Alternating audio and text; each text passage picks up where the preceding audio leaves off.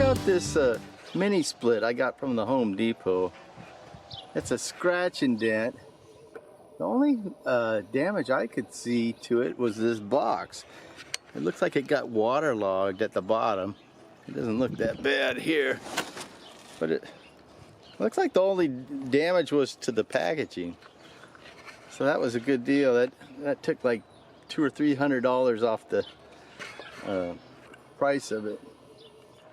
It's a 18,000 BTU, 1.5 ton. I think it was about $1,300 or something, because it's a little higher efficiency. It's got the 23.3 SEER. My old one was 19, so this is a more efficient model. So it was like $1,300 I think online, something like that. And then I got the scratch and dent, so that brought it down to like, I think it was like $1,000. It was either $200 or $300 off. And then I get 10% off because I'm a veteran. Home Depot gives 10% off to all veterans, which is a great deal. Thanks, Home Depot. So anyway, I ended up paying $900 for it.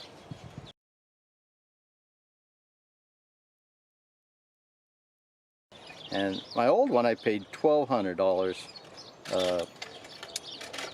It was about 12 years ago.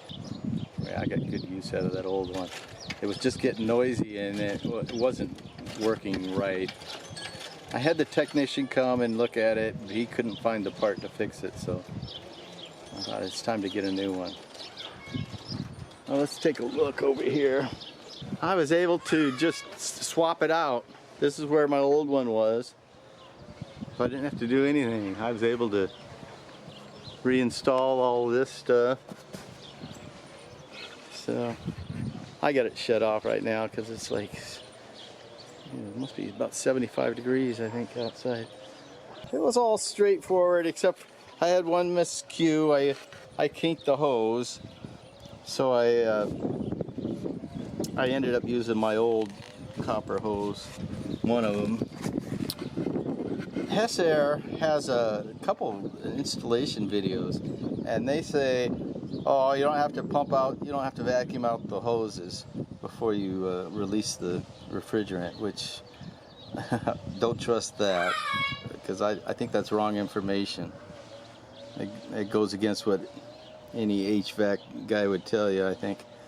So anyway, I vacuumed out my lines and before I released the Freon, even though the videos tell you don't have to.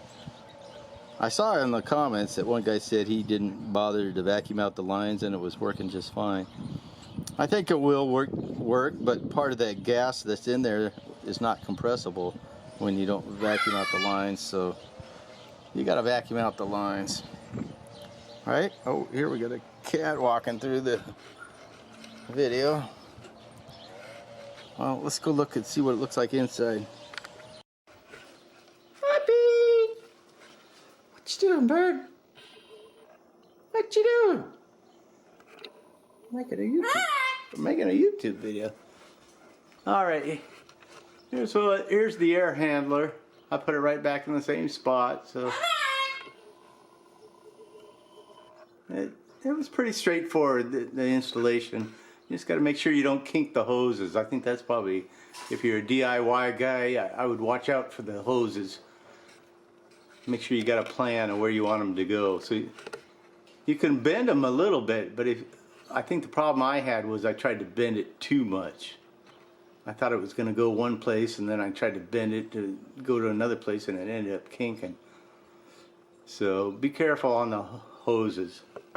That's probably the hardest part, I think. And before I took my old unit out, I pumped it down. I pumped all the refrigerant back in the outdoor unit. There's plenty of videos on YouTube that show you how to do it. It's real easy. So I was able to not just release the Freon to the atmosphere. I got it. If I run into somebody who can fix one of these things, then they might be able to use it. All right. Well, that Hessaire, it's super quiet now. The old one was really noisy. The bearing was going out or something. So I'm real happy to have this one. for $900. It's awesome. It took me all one complete day to put it in. I didn't work too hard at it, but I had that one snafu that kind of set me back a little bit. But I had heat by the evening, so it was good. It was all good. So I think that's a pretty good deal at the Home Depot, as long as this thing lasts. Thanks for stopping by. Take care, Freds. We'll see you down the trail. All right? Say it, Peach. Say bye-bye. Bye-bye. What a good bird you are.